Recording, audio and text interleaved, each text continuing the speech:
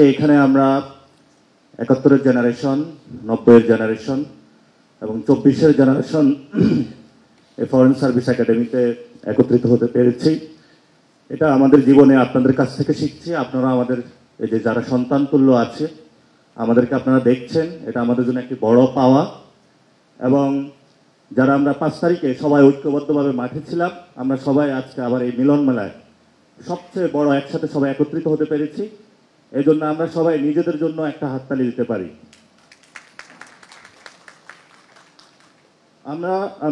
আমার ৬ মাসের একজন বেবি রয়েছেন, তো মেয়ে। আমি গ্রামে গিয়ে তার সার্টিফিকেট করার জন্য অনেক হেনস্থার শিকারী হয়েছে বলতে বলে। আমাদের যিনি ইউপি চেয়ারম্যান রয়েছেন উনি এখনো আওয়ামী লীগের নিয়োগকৃত, এটা বাতিল হয় নাই। তো আমি তাকে ফোন দিয়ে পাচ্ছিলাম না, আমার বাবাও তাকে অনেক খোঁজাখুঁজি করতে পায় নাই। তা আপনারা কে আগে কে পরে এই বিষয়গুলো নিয়ে আজকে অনেক কথা বললেন। অপ্রাসঙ্গিক বিষয় বলে রাখি, কিভাবে সমাধান করবেন, তবে যাতে আমরা এই সেবাগুলো পাই সেগুলো আপনারা একটু বিবেচনায় রাখবেন।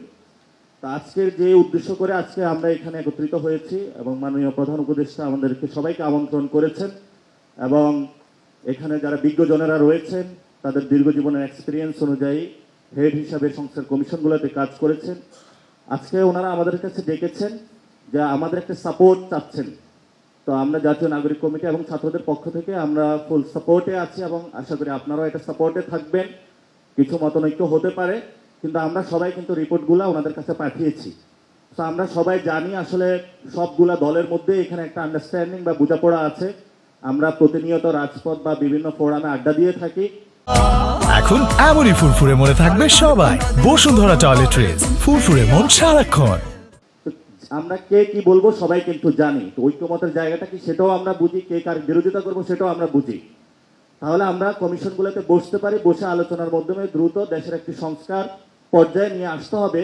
কারণ গত ৫৩ বছরে বাংলাদেশের এমন কোনো প্রতিষ্ঠান বিরাজমান নাই যে একটি প্রতিষ্ঠানকে আঁকড়ে ধরে বাংলাদেশকে সামনে আমরা এগিয়ে নিয়ে যেতে পারবো।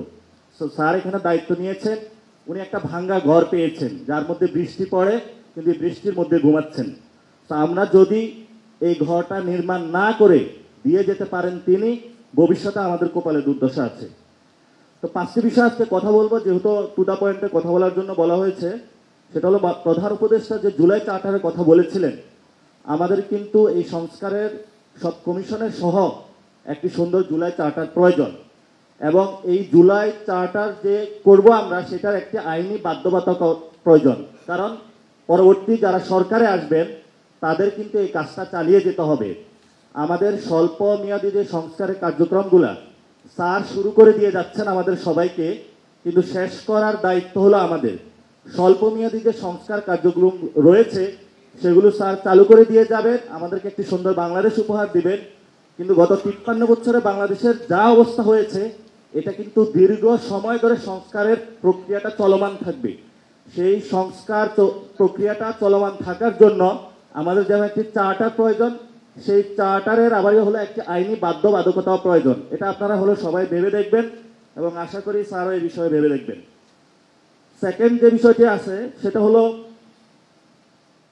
আমাদের সংবিধান প্রণয়ন বা সংস্কারের ক্ষেত্রে যদি আমরা একে স্থায়ী রূপ দিতে চাই, এখানে আমরা আওয়ামী লীগের বিরুদ্ধে ঐক্যবদ্ধভাবে 5 তারিখে মাঠে ছিলাম, কিন্তু 72 সালের যে সংবিধানটা রয়েছে এই সংবিধানের মধ্য দিয়ে আমরা মনে করি যে বহুদলীয় গণতন্ত্রের বিকাশ বাংলাদেশে অসম্ভব এবং মানুষগুলোকে, বাংলাদেশের অসংখ্য মানুষকে 72 সালের সংবিধানে খারিজ করা হয়েছে। 24-এ আওয়ামী লীগের বিরুদ্ধে এবং তার দোষরদের বিরুদ্ধে আমরা সবাই রক্ত দিয়েছি।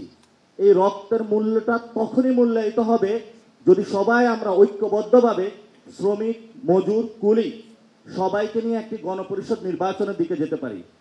এই গণপরিষদ নির্বাচনে গিয়ে যদি আমরা একটি সুন্দর সংবিধান প্রণয়ন করতে পারি যেটা বাংলাদেশের সকল মানুষকে ধারণ করে, ওই গণপরিষদের যে সভা রয়েছে সেটা যদি পার্লামেন্টারি সভায়, আইন সভায় আমরা রূপ দিতে পারি, আমরা মনে করি তাহলে বাংলাদেশের ভবিষ্যৎ সেখানে নির্ধারিত হবে। আদারওয়াইজ বাংলাদেশে একটি সংকটের জায়গা থেকে বাংলাদেশ বিশ্ব মঞ্চে হাজির হবে। স্যার দায়িত্ব নিয়েছেন, আমাদেরকে শুরু করে দিয়েছেন, আমরা যদি শেষ করতে না পারি এটা আমাদের ব্যর্থতা হবে। আমরা ওই ব্যর্থতার জায়গা যেতে চাই না। 5 তারিখে আমরা সফলতার পরিচয় দিয়েছি, আমরা সবাই ঐক্যবদ্ধভাবে মাঠে ছিলাম। আর এখানে বারবার একটা কথা আমাদের সামনে এসে থাকে যে 15 বছরে কি কিছু করা হয় নাই? অবশ্যই আমরা সবাই করেছি। 13 সালে আমি একজন ইন্টারমিডিয়েট স্টুডেন্ট ছিলাম। সারা রাত আমাকে নির্বাক পাটা উপরের দিকে দিয়ে মাথাটা নিচের দিকে পুরো রাত ওসি আমাকে পিটাইছে। 13 সাল কি 5 তারিখ ছিল? ছিল না। আমার সাথে ক্লাস 6 এর একটা বাচ্চা ছিল, তামিরুল মিল্লাতে পড়াশোনা করতো। ওই বাচ্চাটাকে ধরে আনে সারা রাত তাকে পিটানো হয়েছে। তো সবাই আমরা নির্যাতিত, দল মত নির্বিশেষে পক্ষ গোষ্ঠী সবাই নির্যাতিত। 5 তারিখও আমরা নির্যাতিত হয়েছি, এখনো তো নির্যাতিত হচ্ছি। নির্যাতন বন্ধ করতে হলে তো সংস্কার কাজগুলো আমাদের চালু করতে হবে। এই যে জেলের মধ্যে তো আমরা সবাই থাকতে হবে, ঘর আর বাড়ি জেল তো আমাদের সমান হবে। জেলের মধ্যে আমরা কি অবস্থা, আমিও জেলে ছিলাম, গারদগুলোতে ছিলাম, কি অবস্থা সেটা আপনারা দেখেছেন। তো সবগুলো বিষয়ের যদি আইনি কাঠামো যদি আমরা ঠিক করতে না পারি, যেটা আমাদের মূল সংবিধান, তাহলে আমাদের ভবিষ্যৎ কপালে খুব দুর্দশা আছে। এই জন্য আমরা 3 তারিখে খুব সুচিন্তিত একটি দাবি দিয়েছিলাম, যেটা নাহিদ ইসলাম পাঠ করেছিলেন, যে পুরাতন যে বন্দোবস্ত সেটা আমরা চাই না, ফেসিবাদী ব্যবস্থার যে বিলোপ। আমরা শুধু শেখ হাসিনার উৎপাটন চাই নাই, আমরা শেখ হাসিনার সাথে সাথে তার যে সিস্টেমটা রয়েছে পুরোটা আর মূল উৎপাটন আমরা চেয়েছি। এটা একটা চলমান প্রক্রিয়া, আর আমরা মনে করি এটা সংস্কারের মধ্য দিয়ে এটা পসিবল একটা জায়গায় যেতে পারবে। দ্বিতীয় অংশে আমরা বলেছিলাম একটি নতুন রাজনৈতিক বন্দোবস্ত। নতুন রাজনৈতিক বন্দোবস্তের জন্য সংবিধানের মধ্যে কিন্তু বন্দোবস্তের মধ্যে দিয়ে চলতে হবে আমাদেরকে। তো আমরা আশা করি একটি গণপরিষদ বাংলাদেশে, আপনারা সে বিষয়ে আস্তে আস্তে যাবেন। এটা যদি নাও পারি, আমাদের এই মাসে যে দলটা আসবে, আমাদের আগামীর রাজনৈতিক লাইন এটা হবে, এবং আপনারা সবাই আশা করি সে লাইনের সাথে থাকবেন, আমাদেরকে সাপোর্ট দিবেন, আপনাদের সন্তানদেরকে। কারণ আমি শুধু একটা জায়গায় রিপ্রেজেন্টেশন করি না, আমি আপনার মেয়ে বা ছেলে রিপ্রেজেন্টেশন করি। তা আপনার মেয়ের ছেলের যে ভবিষ্যৎ যে বাংলাদেশে আসবে, আপনার মেয়ের ছেলের যে ভবিষ্যৎ যদি আপনি চিন্তা তাকে ঘোরে না দিয়ে যেতে পারেন, আপনি বাপ ভাই হিসাবে দায়বদ্ধতার জায়গা থাকবেন। তো আশা করি বাপ ভাই এবং ফিউচার বাংলাদেশের জেনারেশনের জন্য, আমাদের জন্য আপনারা অনেক করেছেন। এই কাজটা আমাদেরকে আল্লাহ হস্তে করে দিয়ে যায়। একটি গণপরিষদ, আমরা একটি সুন্দর সংবিধান চাই, যে সংবিধানের মধ্য দিয়ে সুন্দর করে আমরা বাংলাদেশটা গড়তে পারবো।